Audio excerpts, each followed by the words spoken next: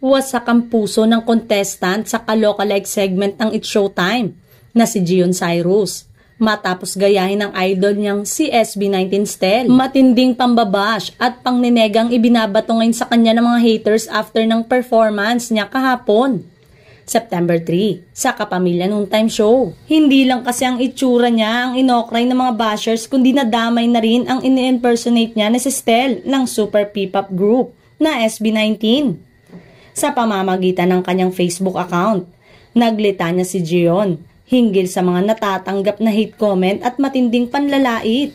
Sa comment section ng post ni Gion, bumuhos naman ang mensahe ng pakikisimpatya kasabay ng pagbati sa naging performance niya sa It's Showtime. May nagpayo rin sa kanya na deadmahin na lang ang mga bashers at haters.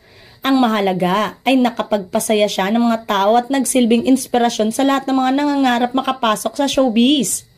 Hindi namang maiwasan na madamay ang programa ng mga galit ng ilang netizen na nagdulot umano ng ganitong pangyayari.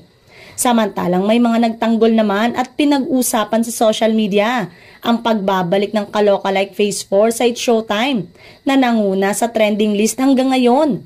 Umani nga ng lampas 300,000 concurrent views ang nasabing unang episode at nagtrending din sa social media ang host at contestant.